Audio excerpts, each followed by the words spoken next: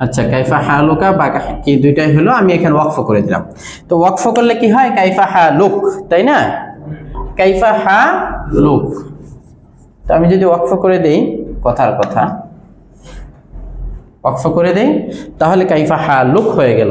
এখন কাইফা হালুক এটা কাও বুঝাইতে পারে, কিও বুঝাইতে পারে, ঠিক আছে? কারণ ওয়াকফ করার নিয়মই হলো লাস্টে একমাত্র জবর, মানে দুই জবর যদি থাকে সেই ক্ষেত্রে এক জবরে ওয়াকফ করতে হয়। আর যদি দুই জবর ছাড়া যা থাকুক, এক জবর, এক জের, এক পেশ, দুই জের, দুই পেশ, যাই থাকুক সেটাকে সাকিন করে ওয়াকফ করতে হয়, তাই না? তো আমি যদি কোনো মেয়েকে বলি যে কাইফা হালুক, তাহলেও ঠিক আছে। কোনো ছেলেকে যদি বলি কাইফা হালুক, তাও ঠিক আছে। শব্দ একই, কিন্তু মানে জেন্ডার ভিন্ন, ঠিক আছে? একই শব্দ। তো বিষয়টা এরকম, যতগুলো এই ধরনের যতগুলো বিষয় আছে লাস্টে ওয়াকফ করে দিলে দুইটা এক হয়ে যায়, বিশেষ, হ্যাঁ, দুইজনকেই বোঝায়, ঠিক আছে? আর কাইফা হালুকা, এরপরে আমরা অনেকেই আবার উল্টা প্রশ্ন করে থাকি যে ভাই কি শরীর স্বাস্থ্য কেমন? দেখা যায় যে একজন অনেকদিন অসুস্থ ছিল, তাকে আমরা অনেক সময় প্রশ্ন করি কি শরীরটা কেমন এখন? তুমি তো আগে অসুস্থ ছিলা, এখন স্বাস্থ্য কেমন, শরীর কেমন? এটা প্রশ্ন করে থাকি। তাহলে আমরা তাকে প্রশ্ন করব কাইফা সিহহাতু। কাইফা সিহহাতু, আসিহহাতু মানে স্বাস্থ্য, হ্যাঁ, এই যে কাইফা সিহহাতু, ঠিক আছে? কাইফা সিহহা অথবা কাইফা সিহহাতু, তোমার শরীর কেমন? এখন এখানে আমি এটাও লাগাইতে পারি, কাইফা সিহহাতুকা, এরকম লাগাইতে পারি, কাইফা সিহহাতুকা, তোমার শরীর কেমন। তবে কাইফা সিহহাতু এটাই বেশি ইউজ হয়, আরবরা মানে খুব সংক্ষেপে প্রশ্ন করে যে কাইফা সিহহাতু, তোমার স্বাস্থ্য কেমন? কাইফা সিহহাতু, তোমার স্বাস্থ্য কেমন বা তোমার শরীর কেমন। তো কাইফা মানে প্রশ্নবোধক, এটা আমরা সবাই জানি। সিহহাতু মানে শরীর, এটা আমরা জানি। এখন এখানে একটা বিষয় যে এই যে সিহহাতু শব্দটা, এই শব্দটা কি মুযাক্কার না মুয়ান্নাস? মুয়ান্নাস, কারণ গোলতা আছে, শব্দটা মুয়ান্নাস। এটা আলাদা একটা প্রশ্ন করলাম, যেহেতু মুযাক্কার মুয়ান্নাস আমি চিনাই দিছি। তো এই শব্দটা কি মুয়ান্নাস। তো মূলত প্রশ্নটা কিভাবে হলো, কাইফা সিহহাতু, তোমার স্বাস্থ্য কেমন বা তোমার শরীর কেমন? যখন যদি সুস্থ থাকে তাহলে তো আলহামদুলিল্লাহ ভালো। তো এটাকে বিভিন্নভাবে উত্তর দেওয়া যায়। অনেকেই শুধু এমনি বলে দেয় আলহামদুলিল্লাহ, ঠিক আছে, এরকম বলে দেয়। কিন্তু এমনি সাধারণত আরবিরা বলা ইউজ করে বিল খাইরি ওয়াল আফিয়া, এরকম উত্তরটা দেয় আর কি। তো আফিয়াতুন মানে সুস্থ, খাইর মানে ভালো, এরকম। বিল খাইরি ওয়াল আফিয়া, বিল খাইরি ওয়াল আফিয়াতি, ভালো, বিল খাইরি ওয়াল আফিয়াতি। বা অনেকে এরকমও বলে বিল খাইরি ওয়াস সালামাতি, ভালো আছি, সুস্থ আছি। তো কাইফা সিহহাতু অর্থ কি, তোমার স্বাস্থ্য কেমন।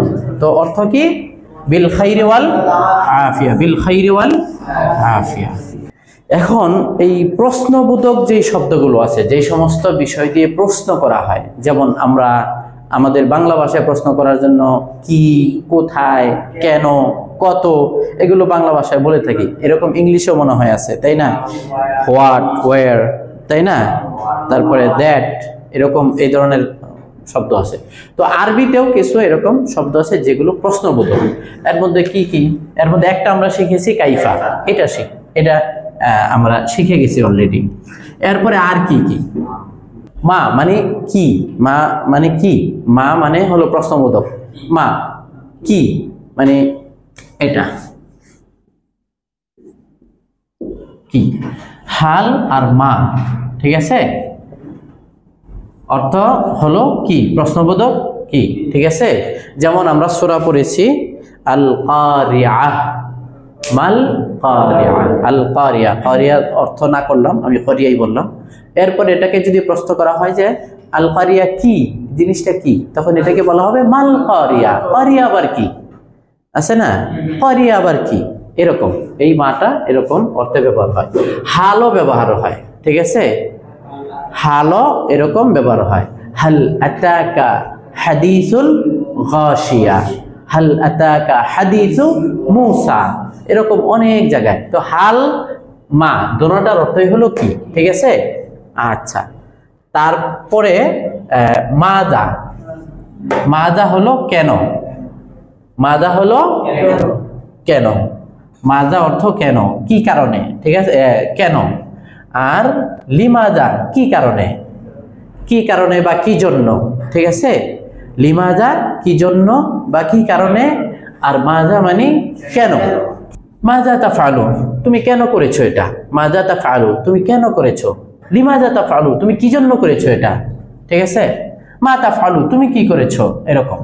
হাল আর মা অর্থ একই, অর্থ হলো কি, মাজা কেন, লিমাজা কি জন্য বা কি কারণে। তো যাই হোক, এই চারটা আমরা শিখলাম। তারপরে মাতা, মাতা মানে কখন, মাতা মানে কখন। মাতা তাযহাবু তুমি কখন যাবে, মাতা তাযহাবু তুমি কখন যাবে। মাতা তাকুলু তুমি কখন খাবে, ঠিক আছে। মাতা তানামু তুমি কখন ঘুমাবে। মাজা তাকরাউ মাতা তাকরাউ তুমি কখন পড়বে, ঠিক আছে। তো মাতা মানে কখন, ঠিক আছে, মাতা মানে কখন। কাম, এই কামটা প্রচুর ব্যবহার হয়, প্রচুর, বিশেষ করে যারা হজে যায়, তারপরে মোটামুটি আমাদের যারা প্রবাসে থাকে, এরা প্রচুর এই শব্দটা ইউজ করে। সেটা হলো কাম মানে কত, কাম মানে কত, কত। তো যে কোনো একটা জিনিস আরাবিয়ানদের দেশে কোনো কিছু কিনতে গেলে, বা আরাবিয়ানরা যদি আমাদের বাংলাদেশে আসে কোনো কিছু কিনতে গেলেই জিজ্ঞাসা মাতা কাম, কাম, কাম হাজা এটা কত, কাম জালিকা ওইটা কত, ঠিক আছে। কাম হাজা এটা কত, কাম জালিকা ওইটা কত, এরকম প্রশ্ন করে। কাম মানে হলো কত, প্রশ্নবোধক। কাম মানে কি কত, কাম কিমাতুন মূল্য কত। তো কাম মানে কত, যে কোনো একটা জিনিস ধইরা যদি আমি যে কোনো একটা বিষয় হাতে নিয়ে যদি বলি কাম, তার মানে কত। এটা দাম জিজ্ঞাসার ক্ষেত্রে হতে পারে, কোনো কিছু গণনার ক্ষেত্রে হতে পারে, যে কোনো ক্ষেত্রে এটা হতে পারে। তাহলে কাম মানে কত, মাতা মানে কখন, মা আর হাল অর্থ কি, মাজা মানে কেন, লিমাজা মানে কি কারণে, লিমাজা মানে কি কারণে, মাজা মানে কেন, লিমাজা মানে কি কারণে। তো এইগুলো হলো প্রশ্নবোধক, আরবিতে প্রশ্নবোধক কিছু শব্দ। কাইফা তাজরিল আইয়াম করে দিলাম যে তোমার দিনকাল, ও হ্যাঁ, কাইফা তাজরিল আইয়াম তোমার দিন। ইয়াউমুন মানে দিন, ইয়াউমুন মানে কি দিন, আর আইয়াম হলো ইয়াউমুনের বহু বচন।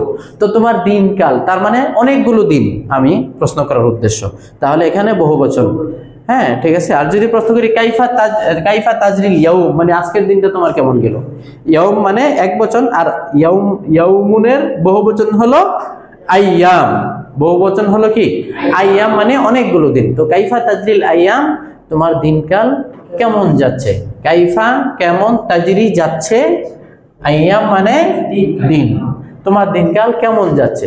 তো এটার উত্তর হবে আলহামদুলিল্লাহ। বললে তো আলহামদুলিল্লাহ পাইকারি উত্তর, আলহামদুলিল্লাহ হলো পাইকারি উত্তর, ঠিক আছে, মানে সবকিছুর উত্তর আলহামদুলিল্লাহ সেটা দেওয়া যায়। তবে আমরা ভিন্ন কিছু বলতে পারি, সেটা হলো বিল ফারহাতি ওয়াস সুরুর, বিল ফারহাতি ওয়াস সুরুর। ফারহা মানে খুব হাসি খুশিতে যাচ্ছে আর কি, আনন্দে যাচ্ছে। ফারহাতুন অর্থ আনন্দ, আনন্দ, আর সুরুর অর্থ আনন্দ। বিল ফারহাতি ওয়াস সুরুর মানে খুব আনন্দে হাসি খুশিতে ভালোভাবে যাচ্ছে, ঠিক আছে, ভালোভাবে বা আনন্দের সাথে ভালোভাবে যাচ্ছে। আলহামদুলিল্লাহ বিল ফারহাতি ওয়াস সুরুর, আমার দিনকাল বা আমার সময়কাল খুব ভালোভাবে যাচ্ছে।